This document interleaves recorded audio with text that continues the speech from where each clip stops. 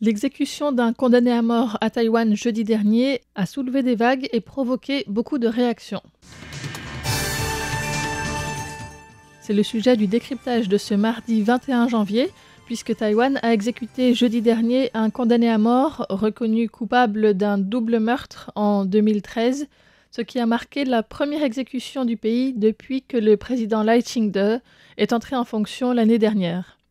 Le ministre de la Justice, Cheng Ming-chen, a signé l'ordre vers 18h et la peine de mort a été exécutée par balle dans la soirée même à 22h02 au centre de détention de Taipei, selon le ministère de la Justice. Le détenu, Huang Lingkai, âgé de 32 ans, avait été condamné à mort en 2017 pour le viol et meurtre de son ex-petite amie et le meurtre de la mère de celle-ci, commis le 1er octobre 2013 dans le district de Sanchong, dans le Nouveau Taipei. Huang Lingkai, qui était soldat en service à l'époque, a déclaré lors de son procès qu'il avait étranglé ses victimes en raison d'un mécontentement survenu après que son ex-petite amie l'ait pressé de lui rendre l'argent qu'il lui devait. Pour remettre un petit peu cette exécution dans le contexte à Taïwan des condamnations à mort et des exécutions des condamnations, il faut savoir qu'à l'heure actuelle, il y a 36 détenus qui se trouvent dans le couloir de la mort à Taïwan et la dernière exécution, avant celle de Huang Lingkai, a eu lieu le 1er avril 2020. Il s'agissait donc aussi de la première exécution d'un prisonnier à Taïwan depuis que le président Lai Ching-te, du Parti démocrate progressiste, a pris ses fonctions en mai 2024. Auparavant, 2 condamnés à mort avaient été exécutés au cours des 2 mandats de la présidente Tsai Ing-wen, donc entre 2016 et 2024, qui est aussi du DPP. Alors que pendant l'administration précédente du président Ma Ying-jeou, entre 2008 et 2016, 33 détenus ont été exécutés. L'année dernière, nous avions parlé plus en détail de la peine de mort à Taïwan, puisque la Cour constitutionnelle a tenu des débats pour savoir si la peine de mort est conforme à la Constitution ou non. Et ce qui est ressorti de cette interprétation de la Cour constitutionnelle, c'est que la peine de mort reste possible dans les cas de meurtre prémédité et des crimes entraînant la mort qui sont les plus graves. Et il y a aussi toute une procédure plus stricte à suivre avant que la peine de mort puisse être prononcée et appliquée. En ce qui concerne le cas de Huang Lingkai, le vice-ministre de la Justice, Huang Maoxin, a déclaré le lendemain de l'exécution que le bureau du procureur général, conformément à l'interprétation constitutionnelle et après un processus d'examen rigoureux, a conclu que Huang Lingkai avait commis viol et homicide volontaire, ce qui correspond à la définition de crime le plus grave. La procédure pénale était entièrement conforme à la loi, qui dit que le jugement définitif doit être défendu par un avocat, faire l'objet d'un débat et être décidé à l'unanimité par les juges. Après avoir examiné le dossier, le bureau du procureur a conclu qu'il n'y avait pas de motif d'appel extraordinaire et a soumis le dossier au ministère de la Justice. Huang Maoxin a déclaré « Lorsque le procureur général nous a soumis le dossier, nous avons fait un premier examen, puis le groupe d'études de la peine de mort du ministère de la Justice a tenu une réunion. Il a confirmé que ce cas est conforme aux lois et à l'arrêt de la Cour constitutionnelle et qu'il n'y avait pas de demande de procédure spéciale ou de grâce en cours. Le dossier a donc été soumis au ministre de la Justice qui a approuvé l'exécution de la peine de mort. » À Taïwan, les statistiques indiquent qu'environ 80% de la population est favorable à la peine de mort, mais 80% ce n'est pas 100%.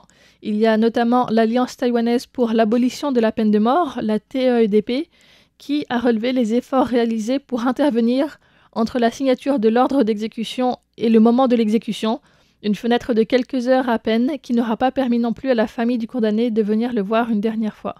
L'équipe de défense de Huang Lingkai a soumis une demande formelle d'appel extraordinaire au ministère de la Justice et au bureau du procureur en demandant d'arrêter l'exécution. L'équipe a également envoyé une copie de ces lettres au centre de détention de Taipei pour l'informer que la lettre a été envoyée et tenter d'éviter ou au moins de repousser le moment de l'exécution.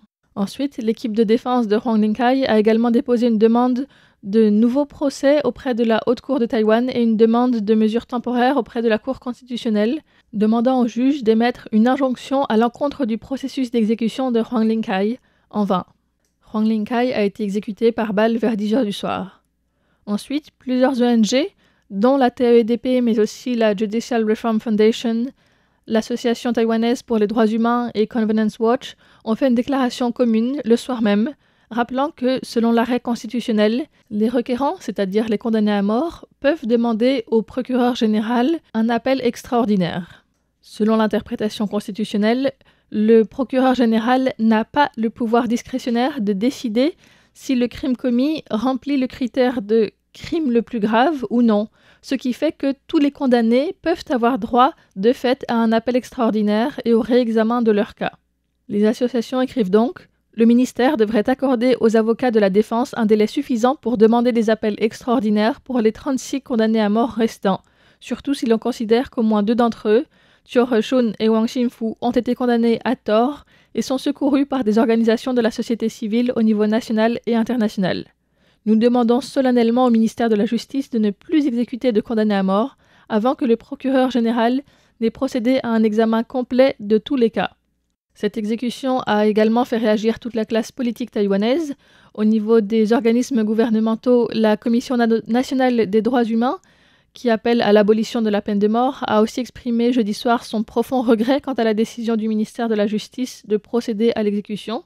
En ce qui concerne les partis politiques, le parti d'opposition, le KMT, a exprimé son soutien à la peine capitale en déclarant que l'exécution de la peine de mort est une responsabilité inébranlable du gouvernement. Il a souligné que c'est grâce à ces efforts que le gouvernement fait enfin face à l'opinion publique et demande au ministre de la Justice d'agir pareillement pour tous les autres condamnés à mort, tout en avertissant le gouvernement de ne pas considérer l'exécution des condamnés comme un outil pour regagner plus de popularité auprès de la population. Voici ce qu'en dit Wu Zongxian, député du KMT. Je valide l'application de la peine de mort par le ministère de la Justice, mais j'espère que certaines personnes n'utiliseront pas cette exécution comme un moyen de sauver certaines personnes qui ont échoué dans leur politique. La peine de mort ne doit pas être instrumentalisée, ça ne serait pas éthique. Le parti DPP, le Parti démocrate progressiste, au pouvoir mais en minorité au Parlement, demande de son côté à l'opposition de ne pas politiser cette exécution par la voix de Wu Siyao, la présidente du groupe parlementaire du DPP. C'est une question de compétence légale dans un état de droit, où il y a également l'obligation de respecter la Constitution. N'allez pas spéculer sur des objectifs politiques, il s'agit purement d'une question de droit dans un pays régi par l'état de droit. Qu'est-ce que cela a à voir avec la politique ? Le président de la République, Lai Ching-te, a quant à lui appelé au soutien de la population. Conformément au verdict de la Cour constitutionnelle du Yuan judiciaire, la peine de mort est conforme à la Constitution. Par conséquent, je souhaite vivement que la population soutienne le ministère de la Justice qui agit conformément à la loi. Je voudrais également adresser mes condoléances aux familles des victimes pour leur situation difficile de ces dernières années.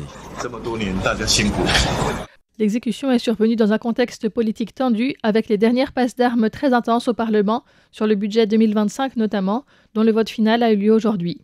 En ce qui concerne les autres réactions, dans la soirée, la famille des 2 victimes a remercié le ministère de la Justice de lui avoir rendu justice.